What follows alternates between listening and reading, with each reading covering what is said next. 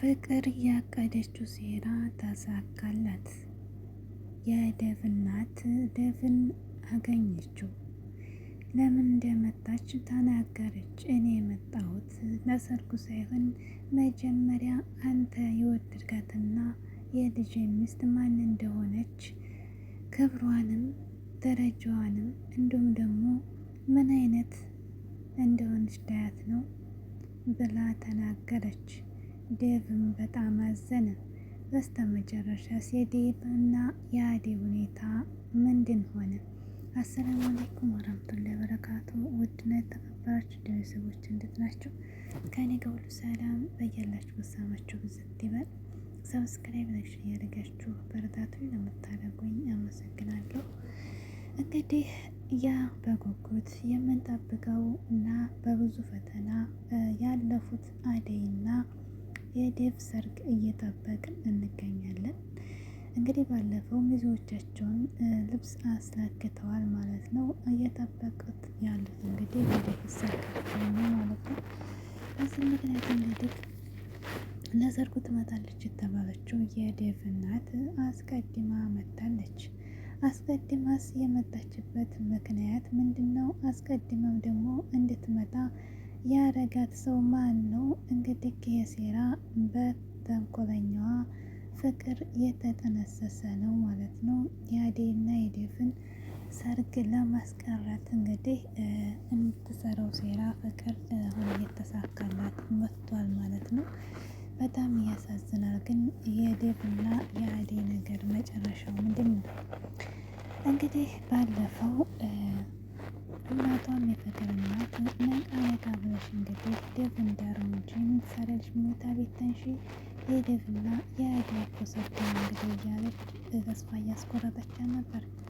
እናቴ በቃ ዴቭና አደይ ሊጋቡ ነው አለቻት። አዎ ሊጋቡ ነው፣ ወንድምሽን ስር እንግዲህ አሳምረሽ ተደስተሽ ዳሪው እያለቻት እኔ እነሱ ወንድም አይደለንም እያለችን ብዙ ነገር ሞክራለች። ነገር ግን አማራጭ ስታጣ ዴቭንም እያስመሰለች በቃ እኔ ደስተኛ ነኝ አንተ በመግባት እያለች ያበረታታው ነበር። ነገር ግን ዴቭ እንግዲህ ፍቅር በምላሷ ሌላ እያወራች እሷ ግን በሆዷ ሌላ ነው የምታስበው። በስተመጨረሻም እንግዲህ የዴቭ እናት ጋር ደውላ እነሱ ቤት ሰራተኛ እንደሆነች እና ለሱም አትመጥነውም፣ መጀመሪያ ልጅ እንደምትገቢ መጥተሽ ሁሉን ነገር ማወቅ አለብሽ፣ የእኛ ቤት ሰራተኛ ነው የሚያገባው ብላ አካብዳ ነገረቻት። የዴቭም እናት እንግዲህ ተቃጠልኩ አለ። እንደው አሁን አደይና እንደው የዴቭ እናት እንደው ተገናኝታችሁ እንደው ራስሽን መልከት ቤት እንደው ወይዘሮ ማነው ስማ እንደማላውቀው የዴቭ እናት ማለት ነው። እንደው ራስሽን መልከት በይ እስኪ። እንደው ክብር ለሰራተኛ ማለት ነው። ሰራተኛ ካለ እኮ የፈሰሰው አታውቅም ማለት ነው። ደግሞ አንቺ አደይን እኔ እንጃ ማለት ያው መቼም ይሄ ድራማ እና ፊልም ማለት ነው ተቃራኒ ነው እንጂ እንግዲህ ፍቅር እንደዛ ብላት እና ዳኒ አግተዋት ነበር እና ባቡሬ ማለት ነው። ከዛ በኋላ ተገናኙም። ነገር ግን ደግሞ የዴቭ እናት ድንገት ተስታ መታለች ማለት የፍቅር እናት ራሱ እንደዛ ነገር ድንገት ትመጫለሽ ለሰርጉ ነበር ያለው እያለች ነበር። ነገር ግን የፍቅር እናት ደግሞ ምንም የምታውቀው ጉዳይ የላትም። ምስኪን የገዛ ልጇ ናት እንድትመጣ ያደረገቻት ማለት ነው። መታ እንግዲህ በጣም አሟት ወደ ሐኪም ቤት ወስዶ ነበር ከዶክተሩ ጋር። አደይም እዛ ነበር ወላ ከነሳተው ሄዳ ዶክተሩ እንግዲህ ዶክተሩም እንግዲህ በአደይ ፍቅር በጣም ተረብሾ ማለት ነው።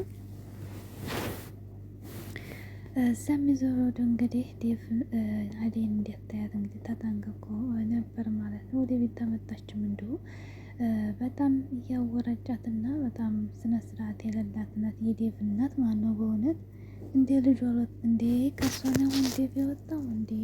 እናትና ልጅ ምንም አይገናኙም። ዴቭ ማለት ከሁሉ ሰው ጋር ተስማምቶ በባይተኛ ለሰው አዛኝ የሆነ ልጅ ነው እንግዲህ እንደምናውቀው ማለት ነው። እና ከዴቭ የዴቭ እናት በጭራሽ እንጃ እንደዚህ ተሰራልኝ ብያለሁ እንግዲህ እንግዲህ ሄለንን በጥፊ መታት ድንብርበራቸውን እያወጣቻቸው ነበር ማለት ነው። የፍቅር እናት ጸባዋን ስለምታውቅ መጀመሪያ ተጠንቀቁ እያለች ሮማንም ሁሉንም ነግራቸው ነበር። ነገር ግን ተጠንቀው እየሰሩ ነበር እና እንደውም የፍቅር እናት ቤት እንግዲህ እናቷንም ዘጋጀችውን ልብስ ምናምን ነገር በጣም እየተጠየፈች ነበር ማለት ነው። እንዴ ስነ ስርዓት ነው እንዴ ግን አሁን ማለት ነው። ወይ ድራማ ላይ ግን ለምን ጥሩ ስነ ምግባር አያስተምሩም እንዴ? አረገኝ እና የደፍነ በቃ መሬት አይንከኝ እንደው በቃ ጉዞዬ ምኝታዬም መተኛውም ሰማይ ላይ ነው አለች። ሰማይ ላይ ነው በቃ እንደው ጉዲፍ አይንካኝም መሬቱም ራሱ አይንካኝ አለች። ወይ ጉድ! እና ከዚያ በኋላ እንግዲህ እያወረጫቻቸው የመታቻቸው ነበር ማለት ነው። ከዚያ በኋላ እንግዲህ ባቡሬና እንትና ዴቭ መጥተው ያስተዋውቃት ሚዜውን አንደኛ ሚዜውን ባቡሬ እያለ እንትና እሱም ይሆነኛል ሚስትን አምጣና አስታውቀኝ እኔ የመጣሁ ለሰርጉ ሳይሆን አለች። በቃ ማን እንደሆነች ምን አይነት ቤተሰብ እንዳላት ምን አይነት እንደሆነች ስራዋ ሁሉ ነገሯ በቃ ለማየት ነው ብላ አስደነገጠችው። ልጁም ራሱ የእናቱን ፀባይ ያውቃል። በጣም ተሽሞንሙኖ ነበር፣ ደንግጦ ነበር። እንደውም አደይ ጋ ሄዶ አደይ እንዲያመጡ ሄዶ እንደገና በቃ ልብስ ቀይሪ ምናምን በቃ ይሄ ምንድነው ሜካፕ ተደረጊ ምናምን ነገር አሻንጉሊት እሷ ደግሞ በራሷ የገጥልም ያለች ምርጥዬ ቆንጆዬ አደይዬ ማለት ነው። ቆንጆ የገጠር ልጅ ማለት ነው። እንደዚህ አሻንጉሊት ምናምን ነገር እንደሷ ቻፕስቲክ ምናምን የማትፈልግ ማለት ነው። በራሷ ማንነት የምትኮራ ልጅ ናት ማለት ነው። እና ራሷን ተለቅልቃ ቻፕስቷን እንደዛ አይደለችም አደይ ደግሞ ማለት ነው። እና አደይ ግን እኮ እውነት በቃ የከተማ ልጅ አትመስልም። እና ከዚያም በኋላ በእኔ ታፈርክብኝ ተወኝ አለችው። አይ እናቴ እንደዚህ ናት እና ጸባዋ በቃ ለዛሬ ምናምን ሲላት በእኔ ታፈረች እና እኛን ታመንኩ ጥላው ጥርግ አለች ማለት ነው።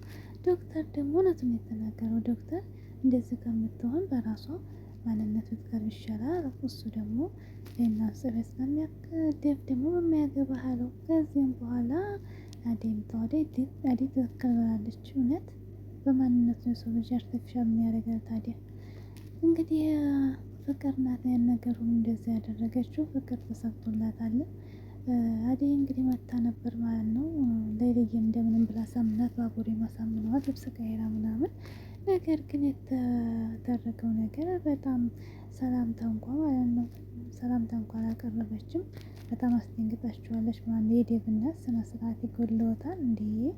ምነው እንደ ልጆ ቢሆኑ